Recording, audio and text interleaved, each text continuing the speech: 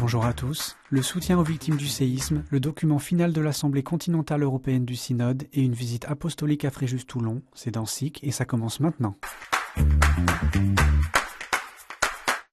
Le bilan s'est encore aggravé, avec plus de 22 000 victimes à ce jour après le séisme qui a frappé la Turquie et la Syrie le 6 février. Ce vendredi, l'aide à l'Église en détresse sur place a fait le point sur la situation en Syrie, où plus de 3 000 personnes ont perdu la vie. I'm in the Christian quarter where you have around 22,000 Christians still living here.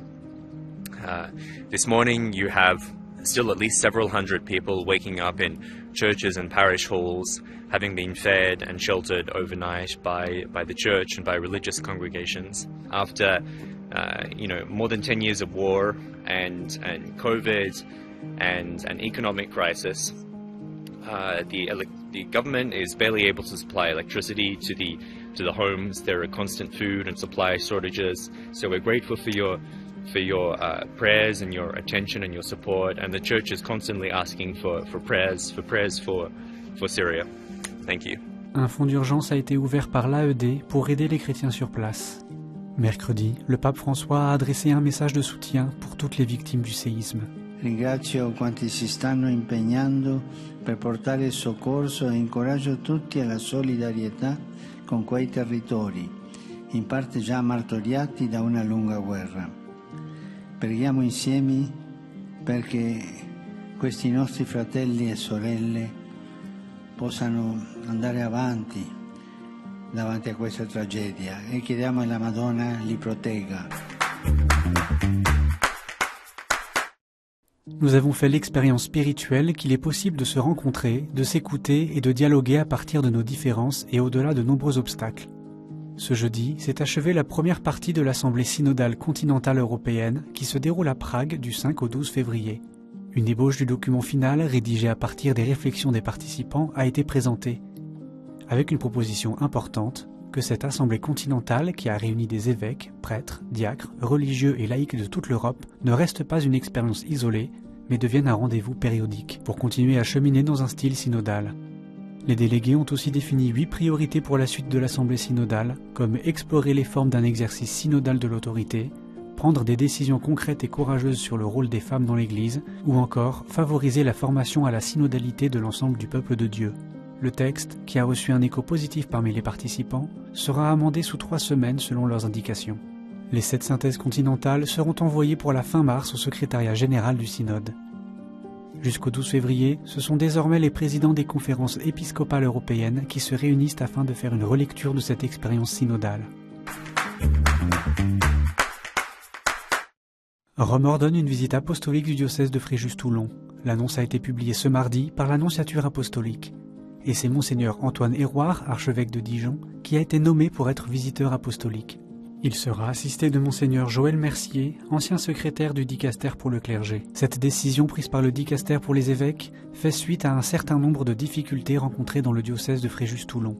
Ce que j'ai envie de dire aux diocésains de Toulon, c'est qu'il faut vivre ce temps avec confiance, que je sais qu'un certain nombre de choses ne sont pas faciles, un certain nombre de gens m'ont déjà écrits, se sont manifestés dans un sens ou dans un autre. Et donc aujourd'hui, il faut essayer de vivre ce temps le plus clairement et honnêtement possible pour que on puisse trouver les solutions qui conviennent pour l'avenir du diocèse. La visite apostolique commencera dès ce lundi 13 février. Le diocèse de Fréjus-Toulon invite toute personne qui souhaite apporter un témoignage à écrire à l'adresse visite.apostolique@diocèse-fréjus-toulon.com.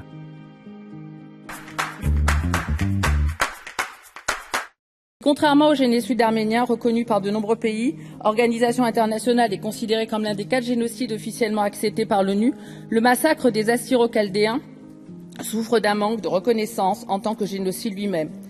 Si, comme le dit le président de la République, la France veut regarder l'histoire en face, elle ne doit oublier personne. Le Sénat a voté mercredi en faveur d'une résolution visant à reconnaître le génocide des Assyro-Chaldéens.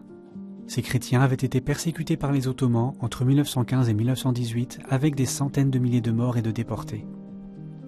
Le texte a été adopté par 300 voix pour et 2 voix contre. Le Sénat reconnaît que l'Empire ottoman avait pour objectif la négation de l'identité assyrienne et sa disparition de l'espace ottoman. Les sénateurs invitent ainsi le gouvernement à reconnaître officiellement l'extermination de masse, la déportation et la suppression de l'héritage culturel de plus de 250 000 Assyro-Chaldéens par les autorités ottomanes entre 1915 et 1918 comme un génocide. Ils invitent également à faire du 24 avril la date de commémoration annuelle du génocide arménien et du génocide assyro-chaldéen.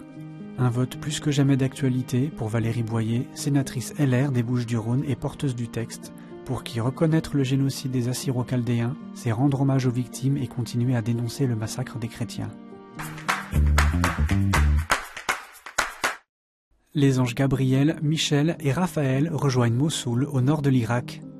Ce mercredi, 3 cloches baptisées en l'honneur des archanges ont quitté la fonderie artisanale Cornille-Avar en Normandie pour rejoindre l'église du couvent dominicain Notre-Dame de l'Heure à Mossoul. L'église latine avait été partiellement détruite lors de l'invasion de la deuxième ville d'Irak par Daesh. C'est donc une étape importante de sa reconstruction, menée dans le cadre du projet de l'UNESCO, faire revivre l'esprit de Mossoul, en collaboration avec les autorités irakiennes. Pour moi, c'était un projet qui avait beaucoup de sens.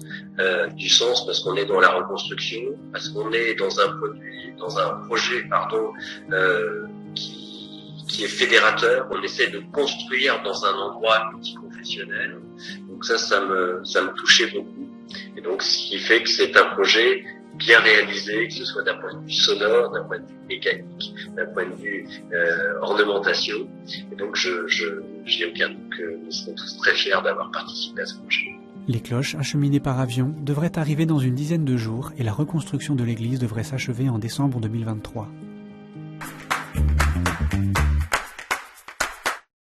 Les nouvelles chapelles de lumière du sanctuaire de Lourdes ont été inaugurées ce jeudi. À la suite de l'incendie qui avait détruit 3 chapelles de lumière en juillet dernier, de nouvelles chapelles ont été reconstruites et ont été bénies jeudi après-midi par le recteur du sanctuaire, le père Michel Dauban. Et alors que la saison des pèlerinages va bientôt s'ouvrir, un grand cierge a été allumé pour confier à la Vierge tous les pèlerins attendus au sanctuaire en 2023, en présence des 850 organisateurs de pèlerinages internationaux venus en congrès. Laudate Maria.